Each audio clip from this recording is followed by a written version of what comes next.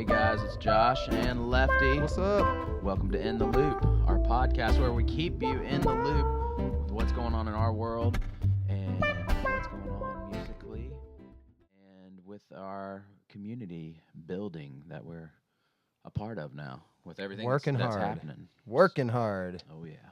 Dude, I am so stoked for this week. This was like the craziest week Amazing. that I feel like has happened. Got a lot of stuff done. I mean, the vinyl came out and immediately sold a couple hundred of those. So I've just been back here in the headquarters packing up, signing records, but it's been a lot of fun, and I think it turned out really well. Look at that beautiful record. I got to put all those lovely pictures together for you. That was so cool, man. And I love the handwriting on it. It's awesome. It took a long time to get it, but it sure is nice when you get to hold it in your hands, and especially if you're like me and you've been listening to records your whole life, buying records and looking at these things. It's really cool to have your own out there finally. So. And you can just pull out, anytime you got guests over, you just go over to your record collection and you just pull your own album out and be like, y'all should check this out. No, so do you sign it for yourself too, just in case you become myself, yeah. Just in case you become a collector's item? Exactly. Yeah, you want to have a copy of that, you could sell that on eBay or something. Yeah, man, that was super fun, and obviously everyone been waiting forever for that thing. And what's really funny about that is the joy of getting the vinyl came out, and then now you already have basically an entire another album, and you're back in the studio. Back in the studio with my good buddy Chris Gar, just over there at Old House Studios. It's the best studio in Charlotte, and he's got an amazing room and full of just fun toys that we can get in there and just get to work. So it's been a lot of fun. And I've worked with Chris my whole life. It's my whole musical life. It's our first project we worked on in 1998, believe it or not. Wow, yeah. So, I've known Chris a long time. We were both laughing about how when we last saw each other, we both had hair. Right. And now both of us don't. Right, so it happens. It does. He was a master to watch work, too. Just what you guys needed and patching and then jumping in there and you need tambourine in this part and all that good stuff. And man, he was throwing those tracks together and doing the lead in and the lead outs. It was so fast I couldn't even keep up with what was going on. Yeah, a lot of that stuff is how proficient you are now with a mouse on a computer. I mean, it really is. And shortcuts on your keyboard. Otherwise, I mean, you think about it, it's going to take a long time if you and I were to go in there and try to figure this out and cut and paste, move stuff around. That makes it time, creep along. But he's got it down, man, and he's a percussionist and a phenomenal drummer. So he's really in tune with the drum sounds. And this particular song that we're releasing here in March 12th is called "Live Long Days," and it starts with a very kind of Bonham-esque drum groove. And I don't think anybody else could have got a killer drum sound like Chris, and we're all just really. He's got a good ear. Really thrilled in general. For the guitar, for the bass, like he knew when parts needed to kind of be redone, and he, obviously he can hear things that are out of tune really quickly. Yeah. But he did such a good job of working at a pace you guys wanted to work at, which was quick. It was 2 days, and you got 3 full tracks, right? Pretty much, yeah. I mean, we're gonna go back in and work on. We wanted to get one single kind of ready to roll. That's kind of a new way of releasing music. That's very 2021. Is we're planning on releasing singles every 6 weeks or so, all year. So and these are studio full on produced and mastered tracks with organ, like B3 organ on it, and clavinet, guitar, acoustic guitar, bass, drums, backup singing. I mean, all kinds of stuff, percussion. So this is kind of home. This album is me solo by myself from the front porch. Kind of what was going on this year. This new stuff is kind of a full band thing, and we're kind of gearing up to play some gigs with everybody in the band. So this the home album. If you guys haven't gotten it yet or checked it out, and it's up on the website, joshdanielmusic.com, but it's got Strong Hands, Festival Blues, Salt Shaker, Waterloo, New Guitar Blues, Radio, and New River, and most of those hadn't been on Spotify or on a track. There were some that were on other things, right? But this was kind of a collection of just you performing. So they're actually live tracks. There's no audience though, and so it's such a great picture of what you did this entire 2020 and some of now 2021. Yeah. And you know, it's home because you played in front of your home, but somebody pointed out in the comments last night that they were all home listening to you the entire time too. So it means a lot to them. So that's true. I mean, hopefully we'll get out of being at home all the time this year, 2021. Yeah, I'm getting out no matter what, buddy. So. Yeah. So, and then the new stuff is going to be, let's say this year, towards the end of the year, you know, hopefully into the summer, you're capable of touring and we can get you out on the road and just book stuff everywhere. This would be like the band that you know what I mean? Like this would be the full sound for the new songs. Everything from what was the first, like More Ferns and since then, everything. Yeah, totally. So I think, you know, if we do this as planned, and I think we're pretty good at executing commitments here. We stay true. But if we can, you know, if we can put a single out every 6 or so weeks, by the end, you know, come Thanksgiving, we will then release all those on a vinyl again. Yeah. So that's kind of the goal, and of course we're pre-saving these singles on Spotify and all those kinds of things. So click on that, and you know, just trying to get them on playlists and things like that. Just get the word out and keep music pumping. We're writing. I'm actually got another writing session on Wednesday. Oh, nice, good. With Sarah Siskin again. Oh, good. So you know, I'm expecting more and more songs. So thank you everybody for tuning in. We're still going daily and still breaking out new songs. I think we had a few last week. Yeah. Did you have you come out of one of those writing sessions without a song yet? Not yet. Oh, not so yet. just so I keep booking the writing sessions, buddy. It's fun. I love to just work on a song and then play it that night. And then like this one, I mean, we just recorded that new single is the latest song, and it was just so fresh and so. You know, I was just fired up about it. We decided to work on that one, and we got that one completely done, mastered. It's uploaded to Spotify, and it's processing, and it'll be out March 12th. March 12th. Okay, cool. Right before 365. So right. The cool I think that song's been played only 4 or 5 times live. I think so. Yeah. Live Long Days. Yeah. So it is the least played of your originals. Yep. So that's awesome. I love that you started with the newest one. And yeah. Let's show these guys like a little teaser of what it's like in the studio.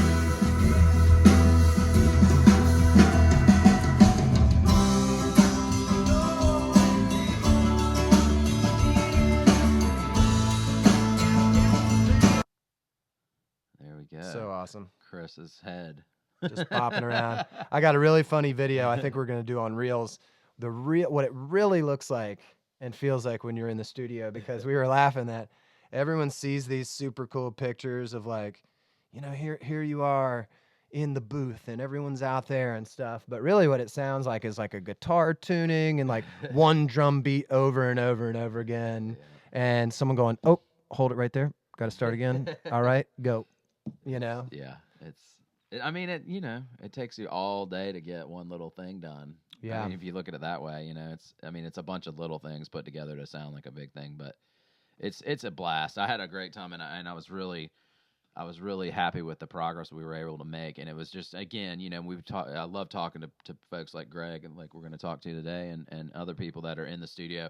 But we talk about this a little bit with him, is just how it's all about that musician's personality shining through and them doing what they do. So, I mean, when we went in, I mean, I didn't say to anybody, do this or do that. I just said, you just do what you do, and they did, and it turned out great. And that's the beauty of music and playing with musicians that have personality in their playing and that are you know, that are good at their instruments. I feel like I've got, you know, some of the best around. Yeah. I mean, no Curtis doubt. is so great. I missed the day where Curtis was in there, and I hate I didn't get to see him, but I've been listening to his drums for 20 years now. Yeah, so he's gotten really, really good. He's a metronome. And you know, he's got a new release up on Spotify too. Oh, nice. So we're gonna link to that and get you guys, and we'll probably get Curtis in here chat one day too. Yeah, he's had a lot of adventures over the years. And so all right. And then the Jeremy, I liked how Jeremy would come in Yeah. You know, and just say like, oh, I figured out a thing to fill all the, you know, And the it was gaps. awesome. And it was awesome. so cool. And I can't wait for you guys to hear all that fun stuff. Yep. So then the other big news is that, oh, sorry, we're Just taking a stuck in the gander there. studio. The other big news, which is really awesome, is that we have finally enlisted some more professional help. Yeah. Yep. To help the team out here, and you know, I think a couple weeks ago we got to a point where you and I were talking, and it was like, oh, man, we got to move this puppy up to the next level and get busier, really, honestly, hustle a little bit more. And we certainly, you said earlier that we like to execute tasks, and we brought in some great guys, and they just handed over some tasks for us to just start knocking out, which is wonderful. It's feeling productive. We've done a lot of work this week, and we're happy. We've got we're working with Deep South Entertainment. They've been around a long time, and they're an agency that helps with all kinds of aspects in the career, and it's going to be great. So really hoping that these guys can help us get everything just like tightened up, and then we can get out there and take this record, you know, and say, all right, it's time to tour to support the record, and here's all the cool stuff we've been doing. And then at that point, hopefully maybe a deal, and, you know, get you an agent to get you out there. So yeah, I mean, I think it's time. You know, we're seeing the light at the end of the tunnel. This pandemic's gonna be over. We're gonna take it out to the people. But I tell you what, I love streaming with everyone. Every night I feel like I got all my friends over. That'll never end. I mean, I will be streaming every show I play. Yep. Whether it's in my backyard, your backyard, or in a stadium. I was gonna say a theater, but we're going stadium, bro. Don't think straight to think big, get big. You know. Yeah, I that's something I was working on the one page sheet for folks that are trying to book you for stuff coming up soon. Who actually, a lot of these folks already had these events in summer and fall, and did it safely, you know, with COVID restrictions. So these are a lot of those guys that are already ready to book in April, May, June. You know, but one of those things I got to include is, you know, will be streaming regardless of what you normally do. That's true. Because we know that there's a lot of folks spread out all over the place that you know, can't get there. And so we'll see. We're going to try and come get to your town, somewhere near you at least, somewhere drivable. Yeah. We want to meet all you guys in person, you know. Yeah. See, we want to get together. I think there's already some get-togethers happening. I really want to eventually. I've heard about some romantic get-togethers from Styx last night. He was telling me that online romantic stuff. No, but now it's not online. They've met through the Jamily. Oh, I love this. Like multiple. You know what we should do? We should figure out who they are, and we should get their pictures and put it on the Valentine's Day show. That'd be cute. Right? So cute. You guys, if you met watching the streams, and then you have met a significant other now, you know, send us a photo. Styx knows. Styx knows what's up. Yeah. Well, I don't want to ambush these poor people, but you know, and that's kind of the next thing coming up is one of the fans, Nikki, who is awesome. I've been talking with her. She basically said, "Hey, look, I want to pay it forward. I feel lucky. I know these guys are, you know, giving all their time to us to and Kelly's busy with the kids and, you know, supporting this whole thing. I want to have Josh and Kelly and the kids come stay in my cabin, which is Terrapin. She got this cabin right outside of Brevard in Pisgah in the forest. Awesome. And so you guys are going to be heading there for a little non-romantic Valentine's weekend with the kids screaming in your ear. It's supposed to snow, which is cool. That'll be fun. But yeah, so that, and then I don't know if we've decided yet, but are we going to do the half love song? I don't know. Half not love song for those of us that are by ourselves during the Valentines every year? Maybe, yeah, I think so. Yeah, because there's some fun songs that are a little sneaky. Maybe we'll divide it into two sets. Yeah. And we'll say the first half is love songs, and then the second half is anti-love songs. Let's do it, dude. All right. I got a list. I've got some I'm thinking about. I've got one. I've got a really good one that I ran across the other night, and I said this will be freaking perfect. Nice. And it's a song you forgot about. Everyone forgot about. So, but it'll be a first time played too. It's a 90s song, and it's a female 90s song, but it's I think I'm gonna do it. Okay. So And then, stay tuned. I was talking about like this one goes out to the one I love and how Right. that is not a love song. You can go your own way, maybe Fleetwood Yeah, Mac. there you go. We got plenty. Send us some ideas though. We love hearing from the Jamily. We'll post up in the group there And Nikki had a get good some point. ideas. The one with the cabin. She said, "Don't forget that's the Parkland High School, anniversary, like a couple years. So, and they were the Eagles. So I told her, we try and figure something out, maybe do a little tribute to that. Yeah. That was also on Valentine's Day, which made it, unfortunately even more memorable that day. Man. And actually, they're from there. Oh, Their wow. daughter went to school there. Gosh. So because you're getting the cabin, I think that we can, do a little tribute. But, Fly Like an Eagle, little Steve, Yeah. Miller Band or something to tribute to Something. Parkland. Yeah. Man, So wow. it's a Okay. lot going on that day. But Awesome. gonna be a beautiful weekend in the mountains for Looking sure. forward to that. Looking forward to talking to Greg Humphreys here in a I'm minute. so stoked, man. So we'll give you a little background on this guy, and then we'll introduce him. We had a wonderful conversation, but if you were anywhere in North Carolina in the 90s, in the early 90s, if you were in college, if you were in high school, if you had just finished, then you probably heard of his first band. Yeah. And here's a picture of those guys, Dillon Fence. And I heard about it when I was a camp counselor. I think we talk about that. And then you introduced me to these guys. Yeah, funky band, Hobex. That was his band after, and we talked to him pretty in depth here about the history of his bands and stuff like that. But he's much like me. He's a big fan of music, big fan of soul music. Oh, his voice is so soulful. Yeah, he's got a great voice, and he's got great songs. I've been covering one of his songs called Windows lately. Yep. That's on the first Hobex album, I think right? so. Or first full length, I believe. Check those out, guys, online for sure. They're on Spotify, all the streaming platforms, and then now he recently, and he'll tell us a little bit more about what he's doing now. But then he started the Greg Humphreys Electric Trio, which is so really great, good, yeah. So great. I would love to have those guys just in front of me playing all the time, you know. And so we got to sit down, and Josh, you got a little bit of a history with that guy. I mean, I got to fanboy out. Yeah, you were looking up. He was the class above you. He's probably maybe 10 years older than me. So yeah, he was definitely out there, performing. When I was in high school, I was catching him, and I mean, I think his band is on par with any band from the 90s that we dug. I mean, they were great. So yeah, and I told him, the Hobex just comes into rotation regularly just because I love the mood, So great. I'm still getting a lot of Greg Humphreys music, and he comes through Raleigh he comes back to North Carolina every once in a while, up in New York now.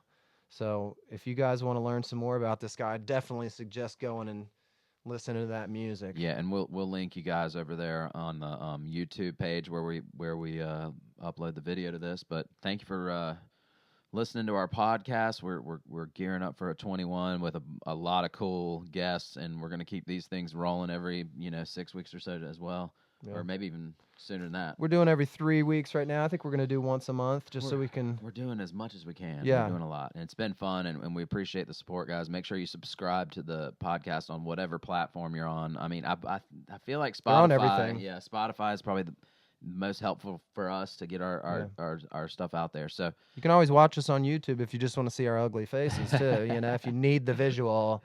More Josh, he's not on the camera enough. Right. There's only 2 hours a day. I hide, and I'm behind this mic now. So, but all right, guys. Well, let's check this out with Greg Humphreys, man. This is really exciting. Let's get in the loop with him. Let's do it. All right. And you're in New York, right? Yes. Okay. Yeah. Cool. Yeah, this is my little music room. Cool. All right, here we go, guys. Live for the new episode. We got your old buddy in here. Yeah, I'll tell you what. I grew up, in Charlotte in North Carolina, and this guy has been a huge inspiration. And I've been seeing him since I think I was 15 or so. So that's been a good 25 years, And I'm super just pumped to introduce you guys to Greg Humphreys, singer, songwriter, guitar player. Welcome, Greg. Thanks for coming. Thanks, Josh. Yeah. Thanks for having me. Absolutely. Wanted to, we've been kind of just going down the line with our musician buddies and just kind of checking in, seeing how everybody's doing, just since the shutdown, the pandemic. I know you're in New York City, right? Yes, that is correct. So, I'm yeah. living here with my wife and 2 kids. Yeah, yeah. So you've got I know I've got 2 now too myself, Yeah. and so it's I know you've got your hands full. That's one of the things I wanted to ask you about is how's the family doing, and are you guys are you getting cabin fever yet? Oh yeah, it's been difficult, but we've gotten out a little bit.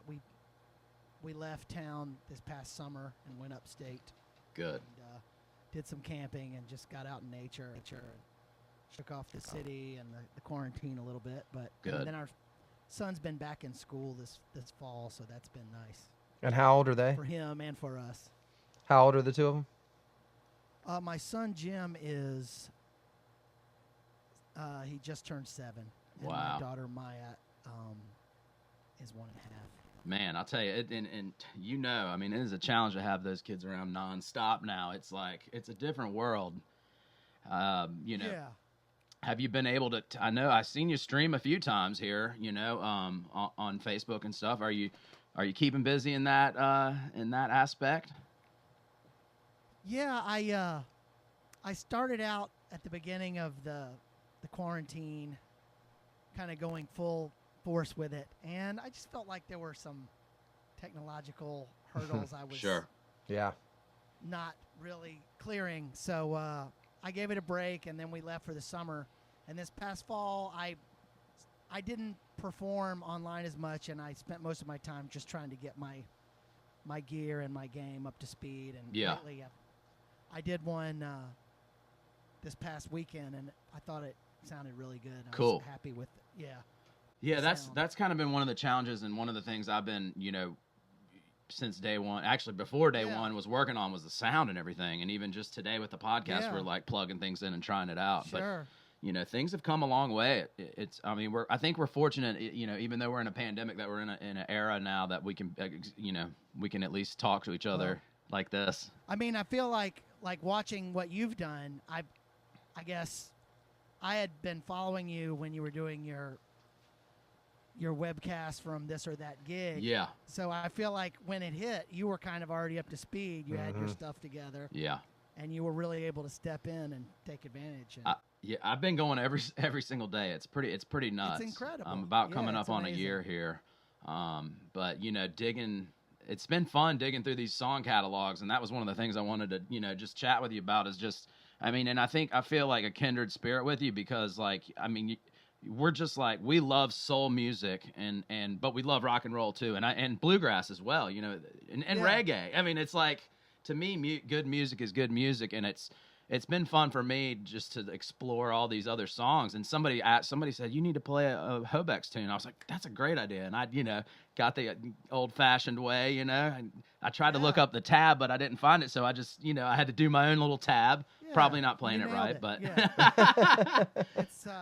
It's not a complicated tune. but I think you can appreciate just the different, styles of music that we love, and that comes through in your music. And you've had so many cool different bands and different projects and stuff.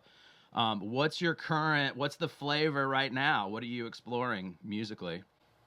Well, I'm I guess with our trio, that was a real back to basics rock and roll / funk and soul, Yeah. guitar, bass, and drums project. Doing a lot of my tunes, and then we also did some writing together. And we toured on that for, 5 or so years, and it's a lot of fun. But I guess I had started to get my own looping bag of tricks together for a trip that my wife and I took at the end of 2019. She left her job at the end of our daughter's maternity leave, Mm-hmm. and I wanted to take some gear where I could still write and perform, and I wanted to just bring more than just my acoustic guitar. Yeah. So I kind of brought a compact pedal board and started getting my game together, and then I guess since the quarantine, I've been trying to up my game even further, and so that's one bag that I've been working Yeah. on, kind of a looping solo show. Yeah. Then I've been working on a new album that's a collection of songs that didn't really fit the Electric Trio. You know, it was, you know, some synthy stuff and just some real moody stuff that's not really good for a rock and roll show. Yeah. And for me, I'm always writing songs. There's always some ideas floating around in my head, and a lot of times I can't really move on to the next thing until I clear the slate and get those songs out there. And so when I did some acoustic albums in the late aughts, that was a similar process where I just had a lot of songs that were just sitting in my head and I wanted to get them out there, and they didn't fit Hobex. Yeah. So are you doing all this at home, or are you going into a studio, or? Yeah, I have a Pro Tools set up, and I messed around with Mixbus for a few months and got pretty proficient at that. But really, when I first started writing songs in earnest, I had a 4-track. I had an SR-16 drum machine. And with a lot of the Dillon Fence songs and the Hobex songs, they really started with me recording on a 4-track. Yeah. And sometimes they were written around a bass idea. Sometimes they were written around a groove. Sometimes they were written around changes and a lyric or a melody. But you know, as a songwriter, I don't limit myself to one. Yeah. So just with this new batch of songs, it's just kind of an extension of the way I've written songs in the past. But with this batch, I'm just taking it all the way through to the end instead of taking it to a band and kind of reimagining it with another group of musicians, you know. Josh talks about the ease of, you know, slimming down the entire outfit. And, you know, you're going from pretty much the smallest band, a 3-piece, to just yourself. And so there's got to be some freedom to, you know, work things out on your own, get it the way you want. And then some of that, Josh was complaining yesterday in the studio, it's hard to stop yourself when it's just you. But if you have other people to bounce your ideas off of in the studio that are like, that's great, stop right there. Yeah, I mean, I think oftentimes a band will make a song better. There's no question about it. But there's also something to like staying true to your original idea. Yeah, absolutely. And sometimes if you re-record it and overwork it, you can kind of lose that spark. And that's something to think about as well.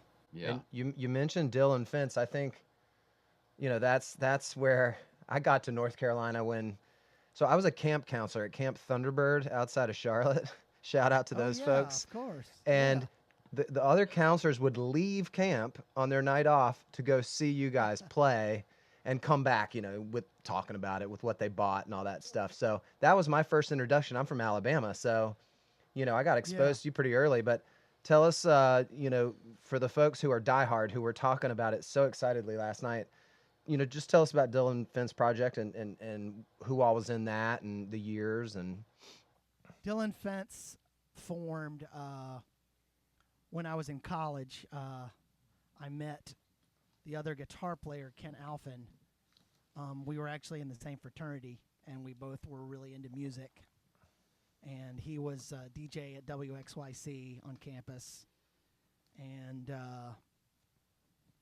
you know, we were both really into bands like the Smiths and House Martins. And I was a huge REM fan. Yeah. From high school. That was a big turning point for me, that band.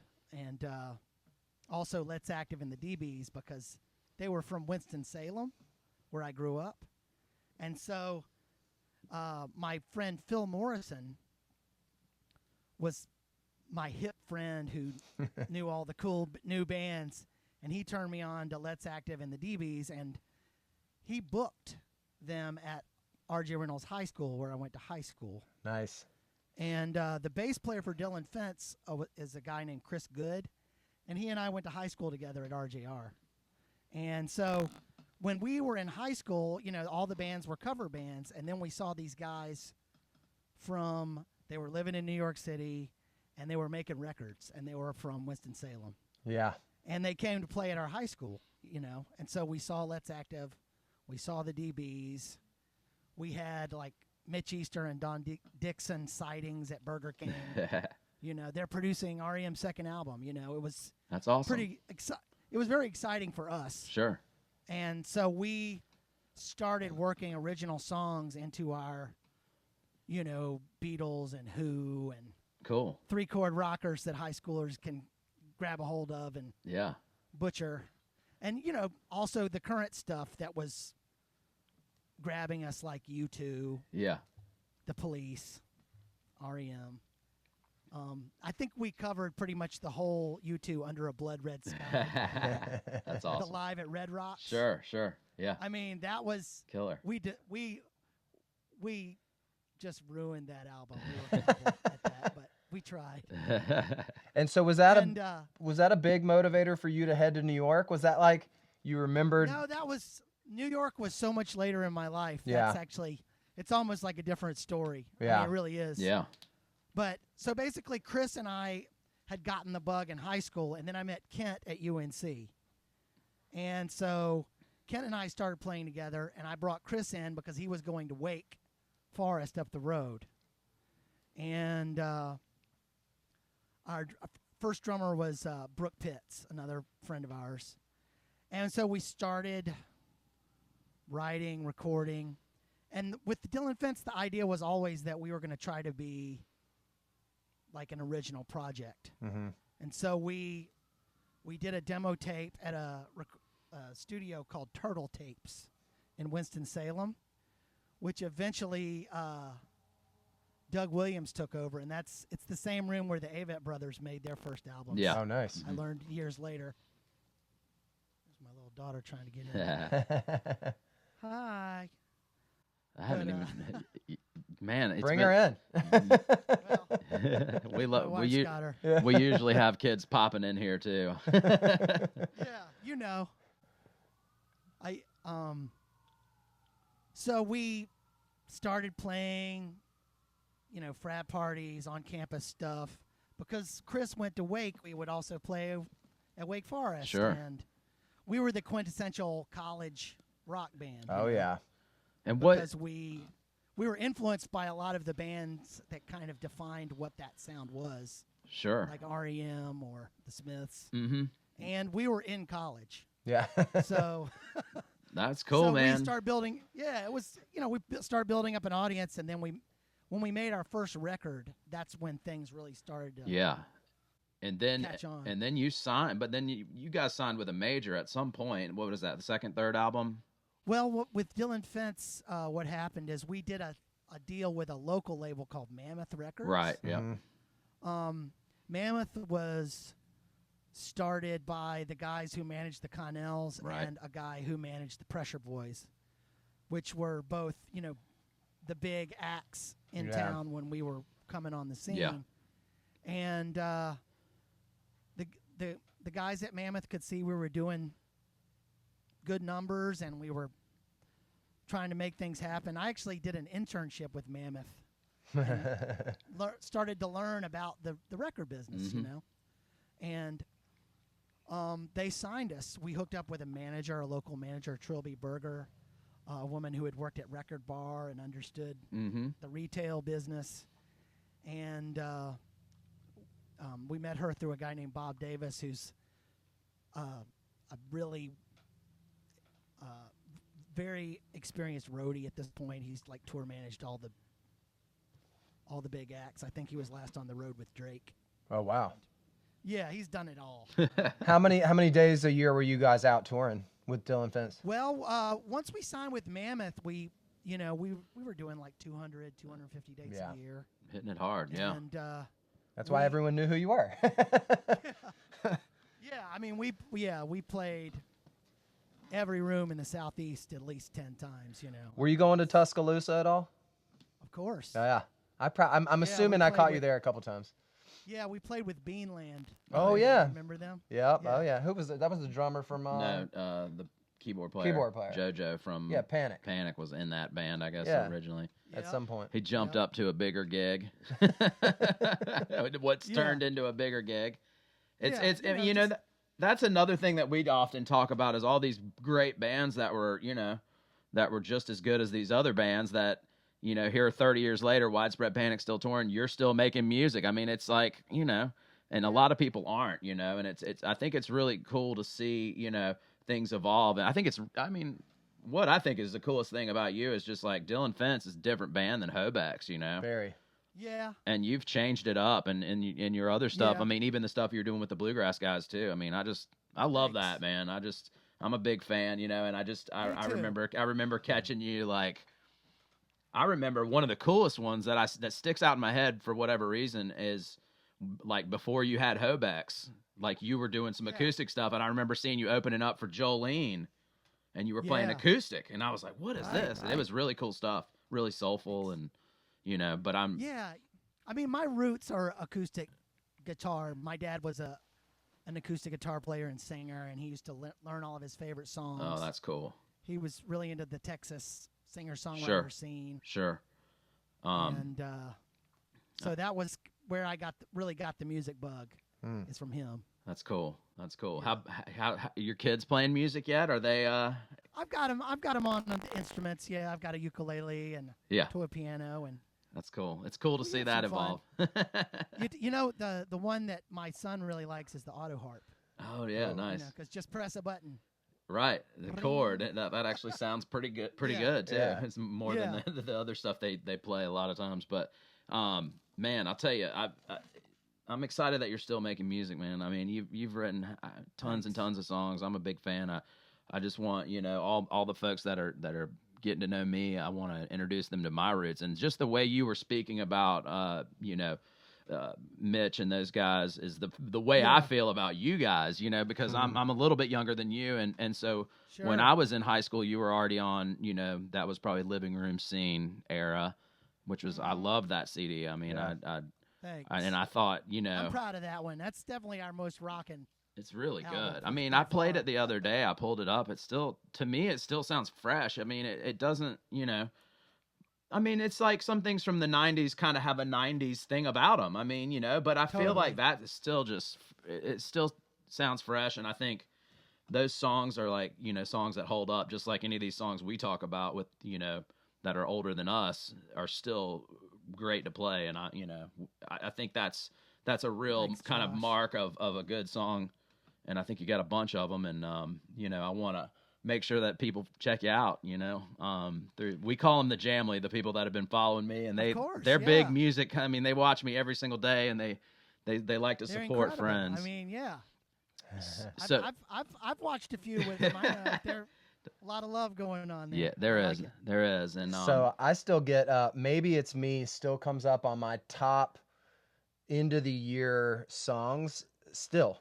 Like Spotify now puts that in my list. Listens to which one? Maybe It's Me. Hobex. Maybe yeah. It's Me, yeah. I'm really proud of that record. That whole thing is great. That album actually has a good story. Okay, I want to hear this because that's one of my favorite albums from like I was just finished with college. And the soul, and I was like, this guy. So I left Alabama and I was like, you know, there was a lot of that kind of soulful rock going on. Yeah. And I came to North Carolina and I was like, it's more bluegrass and a lot of heavy stuff, metal, and you know, and I kind of missed that soul. And then Josh introduced me to the Hobex CDs first. Yeah. And I heard that CD and I was like, there it is. So what's the story behind that? Well, I'm gonna jump quickly from the end of the Dillon Fence story into the Hobex. Cool. Just to kind of set it up. Okay. So Dillon Fence, our last album on Mammoth, the one that you mentioned, Living Room Scene, was also on Atlantic Records. And, you know, it wasn't a big hit. It was regionally, it was pretty successful, but it didn't break out on radio, etc. And meanwhile, our friends in Hootie and the Blowfish had gotten so big and so popular that they had mentioned us in one of their hit songs. Oh, that's right. And people literally thought that we had named ourselves after that song. Ah. Because they were so ubiquitous. Yeah. You know, their fame and their success was so huge that it just swallowed it. God, that was an insane time. I just heard Darius Rucker on Smartless. Yeah. They just did the podcast with Jason Bateman. Incredible story behind all that. The meteoric. Yeah, so. And I mean, we were on that ride with them, and we saw, you know, we opened up for them on their big Shed tour that summer, and it was just mind blowing. But at the same time, for us, the writing was on the wall because we had made a couple. In our opinion, we had made 3 really strong albums, and we hadn't broken out of our regional following. Yeah. And a couple of the original guys had left, so I said, I'm ready to do something else. Yeah, and you did. You took a sharp turn.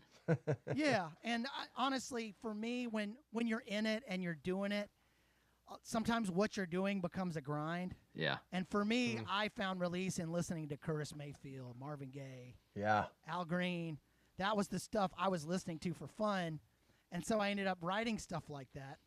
I went to Andy Ware, who had replaced Chris Good and Dillon Fence, and I said, hey, man, would you go in on me with this new project? Yeah. And so Andy and I called up Rob Ladd, who had been the drummer for the Pressure Boys, and he was pretty much like the funkiest drummer I knew. I didn't know that many drummers, but he's the guy who could do like a go-go beat and deliver. He was just the guy. He ended up moving to L.A. and playing with Roger Daltrey and Glenn Fry and all. He's one of those guys. Sure. But then his wife got pregnant. He was out in L.A. It just wasn't going to be feasible. So we brought in Steve Hill, who had been playing with Johnny Quest and was also just funky drummer, could do that Clyde Stubblefield thing, and just had grown up listening to Earth, Wind, and Fire records, etc. And just understood what we wanted to do, even though we were all from rock bands. Yeah. It was trying something different at that time. And a lot of people thought we were nuts, honestly, because there just weren't that many funk and soul bands happening in the late 90s. None. I mean, although, there was a couple regional, but nothing like Jamiroquai was that's happening. true.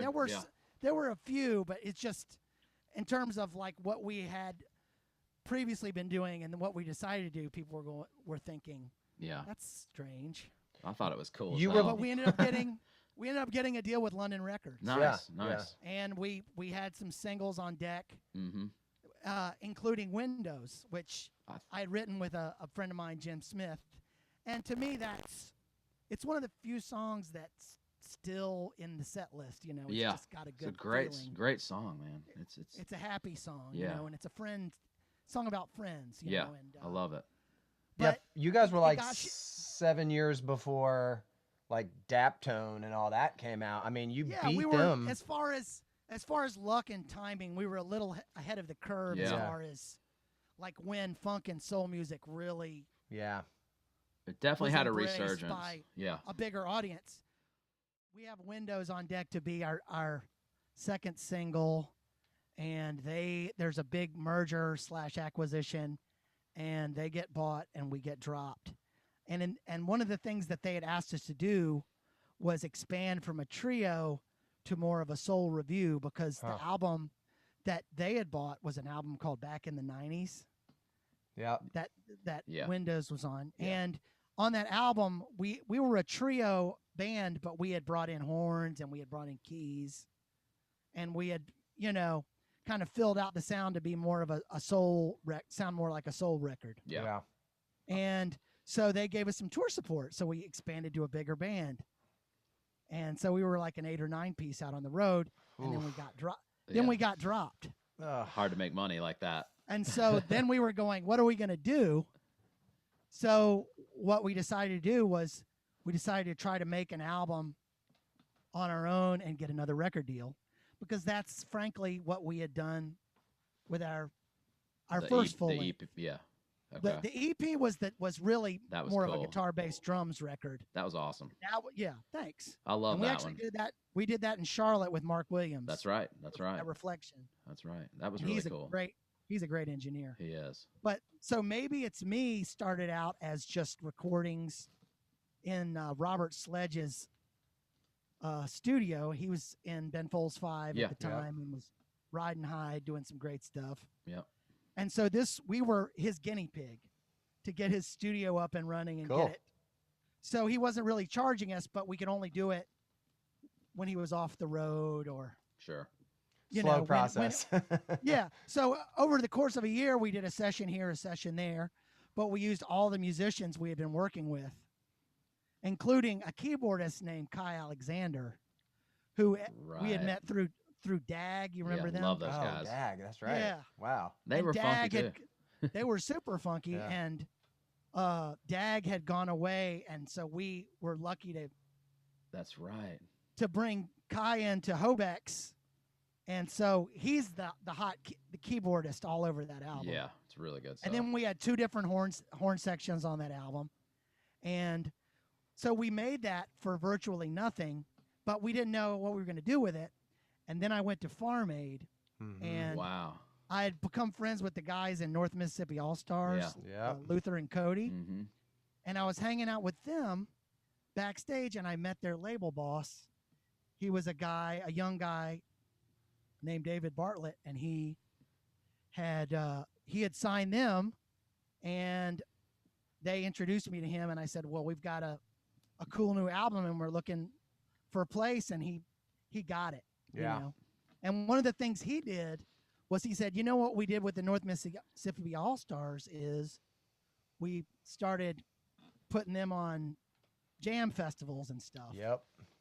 So for us, that was an opportunity to go out and play festivals and play for an audience that really got what we were doing. Yeah. You know, like really appreciated and loved funk and soul music. And so that was when Hobex kind of got a second wind Yeah. and started playing a lot of festivals and getting on a whole new circuit. Yeah. Love it. But then Tone Cool ended up, they had a deal with a label called Artemis, and it was another merger acquisition scenario where the label went away and we were on our own again. On your own again. And still then we making shrank. music. Still making music. I'm still a fan the whole time. It's like you're telling me all this stuff. The whole time you've been dropped, all this stuff, I'm just thinking everything is cool. Yeah. You're still playing gigs. We're watching you, you know. I mean, it's like, It was cool, but as you well know, this music business is kind of a roller coaster ride. It is. You're up, you're down, everything's looking good, and then there's no end. There's really no end in sight, though. No. When you, I mean, you know what I mean? It's like yesterday we recorded a song. Now tomorrow we got to do another one. We've got to play a show. We've got to keep it rolling. You guys are running businesses, and it's yourself, and it's a strong brand. But you're doing it more on the creative side, you know. And it's and I guess the best thing about it is that whole period was very tumultuous for the band, but we left a really cool album to kind of market and capture it and capture what the band was doing at that time. Sure. So that makes me happy that you love that album because, you know, you never know who's going to hear it and you never know That's where true. it's going to go. Yeah.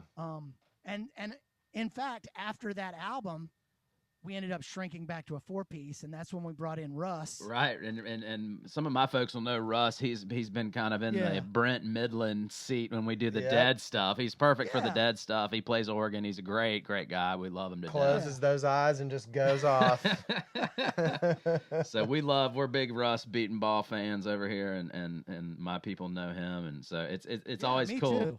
It's always cool to have that connection, and it's, you know, and the jam band community has been really good for me too, and I know you guys, and it also has that thing which we love, which is sitting in, collaborating, jamming. I mean, I've gotten to sit in with you guys a couple times, which has been, you know, a big highlight. And you know, you let me play your sweet telly one time, I believe, and that was a treat too, man. You've got some some awesome gear that I love, and thanks, man. You know, I appreciate you sharing. that reminds me of something about that experience of being thrown into these jam festivals. Like, okay, you're playing High Sierra. Okay, you're playing this, you're playing that. And it threw me into this situation where all of a sudden, okay, Greg, you're following Garage Mahal. Step it up. Here's Fareed Hawk. He's just going to totally shred for an hour and a half. Okay, your turn. Man, that's... So as just a pure musician, I had come from, you know, more of a singer-songwriter place, and I really had to up my game as a musician. And just like what you're saying, the experience of sitting in and, okay, Derek Trucks is like, come sit in a few with us. Okay? Yeah. That's... I'll do what I can, man, you know, and we were just in the studio yesterday. We were just cutting some tracks, and we were just talking about how, though, you know, sometimes you can have somebody that's a total shredder on the guitar that plays a million notes and can do all this flashy stuff, but man, I sure as hell like personality. You know what I mean? I mean, that's and you're playing to me. I can tell it's you when you're playing, you know, and your leads are. I mean, but you're definitely. I mean, to me, you're definitely a lead player and kind of a. Thanks. I would classify you in the more on the shredder, you know, into things more than somebody like me, but. You know, I mean, you've got your own thing going, your own personality. Definitely have your own personality singing wise, and I think the voice. You know, I mean, that's what it's all about to me. Is just you're just you. You know, you're Greg. You know, and you don't try to be anybody else, and that you know, it goes a long way in my book. And I love you, brother. I love you, brother, and I listen to you all the time. But when I tell people who I want to sound like when I grow up. It's more along Greg's side. Me too. Like, Shoot. What a voice. Yeah. I love it, man. Absolutely, man. Thanks, guys. Yeah. So, tell us a little bit, like, I mean, Trio came after Hobex. You moved in there. there's an interesting chapter in between Hobex and the Trio where at the end of Hobex, you know, we toured for 4 or 5 years as a 4-piece. And at the end of that, I had been on the road for 20 years, just going. Yeah. And I was flat burned out. Yep. I did not want to get back in the van. I did not want to drive to Birmingham for $500. I did not. You know what I mean? Totally. And so I needed a break. And my partner in Hobex, Andy, he had a daughter around that time. So for Hobex, it was the perfect time to kind of step back and say, we're just going to do the best gigs. Sure. So for about a 5 or so year period, I was still doing band gigs with like Dillon Fence occasional reunion or a Hobex festival. Yeah. Or what have you. But they were only the very best ones. And I predominantly played acoustic music. And that is where, as Josh mentioned, I started collaborating with some of the local bluegrass community. I used to go to a bluegrass jam hosted by Miles Andrews, the Big Fat Gap band leader. Oh my God. You're a part of that whole group too. You know, when I look back at that jam, it was like Andy Thorne. Yeah. Charles Humphreys. Humphrey. This was actually, I think Steep Canyon had already kind of taken off and had moved on. But this was like an even younger crew, like Stickley and those guys. Andrew and Emily from Mandolin Orange. I love them. Yeah, they're great. And wow, they've really done well. Yeah. John Stickley, you know, it was just a Bobby Britt. So wait, did you guys play at La Residence in Chapel Hill ever? The jam? I felt like we had They did. Yeah. I think so. So I ran that bar. Right. There you go. Oh God, those were talk about rough days. That's a Chapel Hill institution. Right there. So it's funny. We talked with Charles Humphrey III. Last week we got 2 Humphrey in a row. Like you know. And he said the same thing. The amount of people that went through that Big Fat Gap, like what Miles was doing, like that just pumped out. Great scene. Yeah. So. And for me, it was perfect because it was still music, but it wasn't that. Okay, we got to drive 5 hours and load our gear in and. Yeah. Well, only 75 people came and we needed 150 and sure. You know, that kind of thing. It was just I show up, I play, I learn. Because I had grown up playing or listening to bluegrass, but I had never been like a bluegrass picker. Yeah. So for me it was just something new to work on and you went through that phase too, didn't you? I did the same, right? I did the same thing with Mark Shimmick on mandolin, and we did all the bluegrass stuff.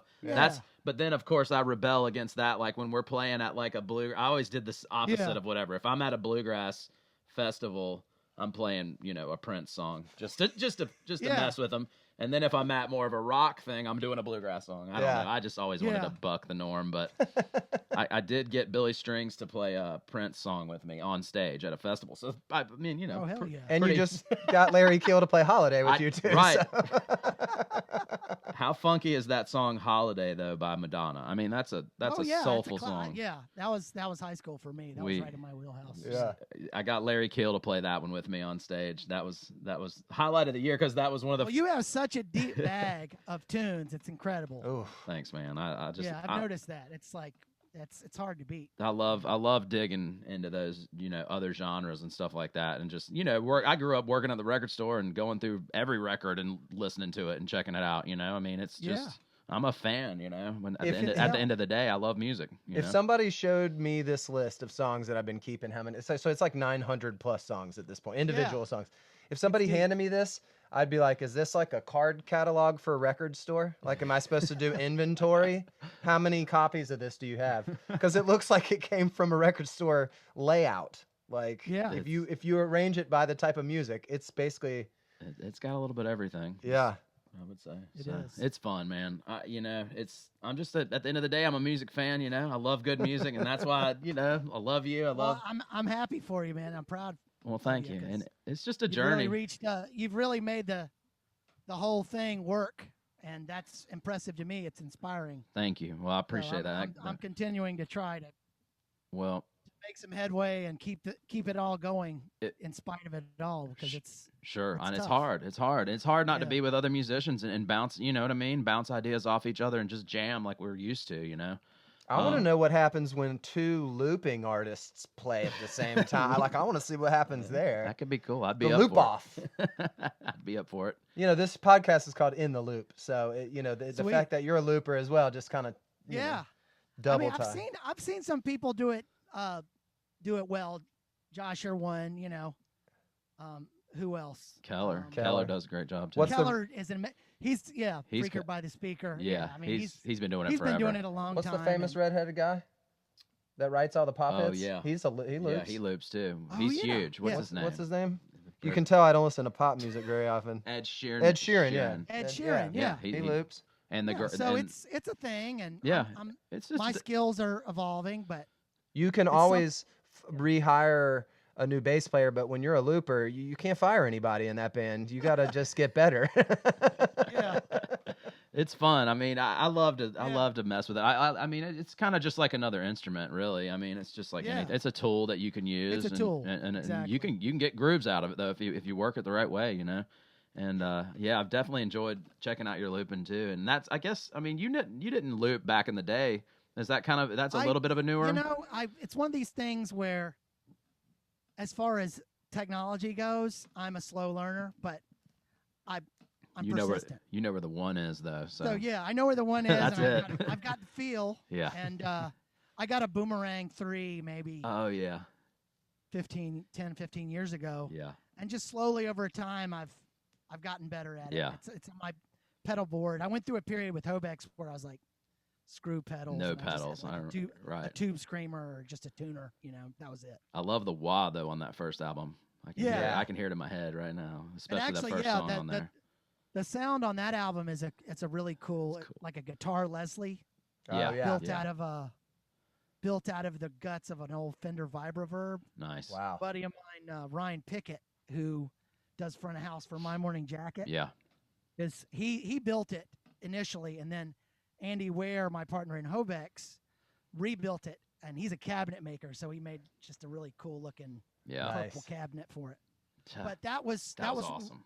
when Hobex was the big band. That was a big part of our And that, sound. yeah, know. and you fattened the sound out with that. That kind of made it sound Yeah. keyboard-esque without being, Yeah. I love that. Yeah. I love the Leslie sound, man. That's really fun. So basically, I met somebody and moved to New York City, Mm-hmm. and I hooked up with my old buddy Matt Brando, who is an incredible, super funky bass player. And so that evolved into Greg Humphreys Electric Trio, and we made a couple of albums. And just moving up here really stoked my interest in playing electric music again. Cool. And then once I've been here, just collaborating and just being thrown into mix with the players in this city has been super I bet. inspiring and daunting at the same time, because there's just so much talent here. So Yeah. that's another thing that's encouraged me to up my game even further and just try and stay in the music game, because it's just a moving target, and there's always a new challenge, No Yeah. doubt. Are you? especially with two kids running around. Yeah. That's the biggest. That's your motivation. Yeah. Though. That's your big motivation right there. Yeah. Yeah. But- So are you a New Yorker now? I mean, are you there for good? You think? I've been here for 8 years. Yeah. It's hard to believe. I mean, I still go down. Most of my gigs are still down in the Carolinas and surrounding states, but yeah, I've been living here for 8 years, and my wife and I are pretty happy here. It's very expensive. It's hard to make a living, but once the city gets you, you know. yeah, we're here. We're here for now. It's I could end up back down south eventually, but Yeah. it's just hard to say, honestly. Yeah. We don't know. Yeah. I mean, I know the pandemic has just been so bizarre this whole time. I mean, yeah, the ultimate wrench. I'll tell you what, into it's the wild. workings. I mean, I feel like we're seeing the kind of light at the end of the tunnel eventually. I mean, we're all looking to get back to playing gigs. Are there any? I mean, do you guys play in New York City, or is there? And there's nothing right now. I've not done any gigs. I actually had a couple of opportunities to just play restaurant gigs because those are the only legal gigs. Right. Yeah. Where if it's not a ticketed gig, and you're playing outside. Yeah. But it was one of those things where the band was set up inside to play the audience outside, and I just said, you know what? It's not worth it. It's not worth it for $100. Yeah. I mean, right. I want to play, but I'm just going to be responsible. If there's an offer for an outdoor gig, I would consider it. Yeah. And I have done a couple of like outdoor picking on the porch acoustic gigs for just people who are fans of what I do. Sure. But I haven't done any gigs, and I don't have any on the book. I have considered doing something more regular as far as my online performances. Don't know if I could do one every day like you. It's all right. We'll take any amount we can get from you. I don't have enough material. Shoot, I bet you'd be. I mean, I didn't think I did either, and I thought, when I was thinking maybe 200 songs, but yeah. You start digging deep, but then it becomes. Yeah, I mean, I've noticed like you and Chris Jacobs have like really. Yeah, he's done great. Hey, they're pulling out lots of songs. Yeah. That must take a lot of work. A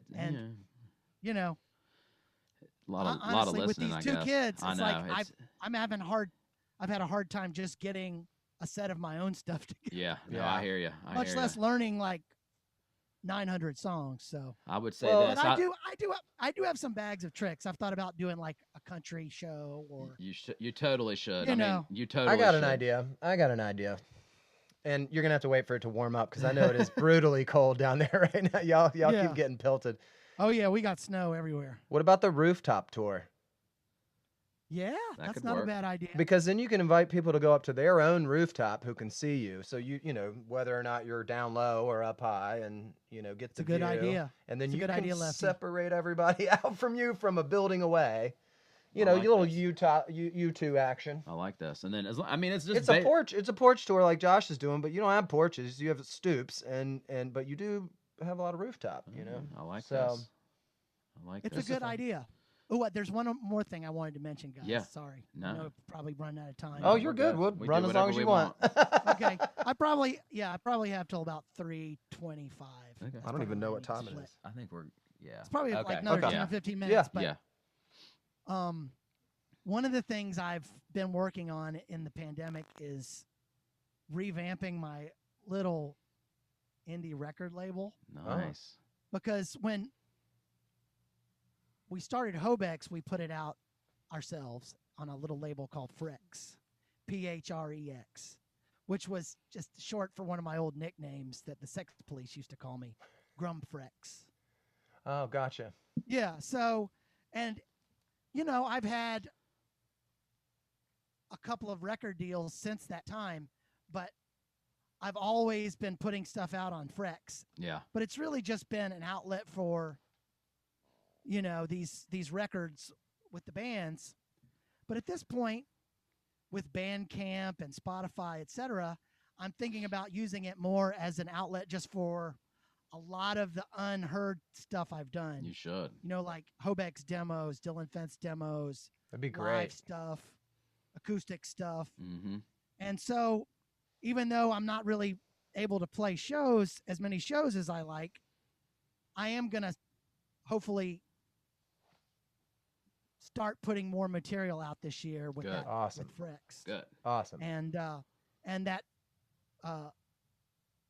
kind of weird Clearing the Deck album I was talking about early is called Spanish Steps. Mm-hmm. And that's probably going to be my next release on Phrex. And hopefully when I finally get that done, I'm going to let everybody know about this new sweet revamping of the label. Nice. Awesome. Well, congrats on that. That's a awesome. lot of work. Yeah. Yeah. You need something to work on. Yeah. I mean, the hard part's done because the recordings are there. I just gotta sort. Maybe master them a little or just figure out what's the best stuff. Man, that's awesome. That's great news. I'm glad you shared the world exclusive with us here. about 7 people are going to hear about that right now. So get ready for the email from the 7 people we have. We're getting there. We're getting there. So, are you headed back to the Carolinas anytime soon? Is no plans yet? You guys are hunkered. We have a beach trip planned in August. Nice. Which beach do y'all go to? We usually go to Pawleys Island. Oh, yeah. My mom grew up going there, and she likes to go there, so we'll go there with her and my stepdad. And well, you guys may be at the beach around then, so never know. You may have to link up for a porch jam. Yeah. Porch jam. I kind of feel like you broadcast from the beach. A couple times. Yeah. Yeah, that's cool. And that's Carolina, which is really not that far of a drive. I mean, you can shoot straight down. It's like an hour and a half. Well, you know what, man? I hope we can jam again. Maybe this year. I'm hoping for fall, maybe towards the end of the year. I mean, I want to get this vaccine and get things rolling. We'll see what happens, but whenever that is, I'll look forward to giving you a hug in person and playing some music again. And man, me too, buddy. I really appreciate you coming on. I just I'm a big fan, and so it's been a pleasure talking to you, and we're gonna link all your stuff and just introduce you to these folks over here. I know they'll dig your stuff. So you're the best, Josh. Thanks, man. brother. I appreciate you being on. I appreciate you. Thanks for the support. Absolutely. Yeah. All right, everybody. We will see you next week. All right, Greg. Thanks, man. Thanks, Lefty. Take care, guys. Thanks, brother. We'll talk soon. Hope so. All right. Thanks. Cheers. So we ran a little bit long talking with Greg, but we did end up texting with him and talking with him about his last 3 Spotify plays. And I'll show you this text. It's funny. He heard that Josh had put out the Josh's Jams playlist and instantly started listening to it. And last 3 plays were Josh Daniel, Grateful Band, The Music Never Stopped. He listened to James Brown, Down and Out in NYC, and the Sundays, Wild Horses. But he also mentions Radio Marginal from Lisbon, Portugal, which is a really good funk and soul online channel. So you guys check all that stuff out. Don't forget to find our podcast. We are now on Spotify, Apple Podcasts, Google Podcasts. You can watch through Buzzsprout. And then we're making videos and doing this on the YouTube page, on Josh Daniel's YouTube page, actually. Yeah, and YouTube has the best quality for audio and video. So make sure and subscribe. Yeah. We're archiving everything over there and keeping that channel rolling. So subscribe to everything. Tune in tonight, every night, whatever day you're listening to this, watching this. Tune in that day. Catch up with us. We'll keep you in the loop. We're going to follow Josh. If you want to see The Daily Show, then you can find him on Facebook at... What are we on? Facebook. Josh Daniel Grateful Band. And Instagram is Josh Daniel _music. I believe. Yeah, Josh Daniel. But it's all if you go to the Josh Daniel Music website, it takes you everywhere, and it's a great site. So the show's also available there every day. It is. So anybody who's not on Facebook, you don't have to be on Facebook to watch it. You can pull it up on your smart TV on YouTube very easily. Yeah. So. And then I personally am Lefty at large. If you want to follow me, I track a lot of behind the scenes kind of stuff. Embarrassing photos, maybe. Yeah, some stuff people don't see for Josh, but then also all my weird outdoor adventures, and my travels. And then we just started one for the podcast, and it is the In the Loop _ podcast. Yeah, great. So come find us over there because we've got some special guests we want to share with you guys. Keep up with us, guys. Thanks.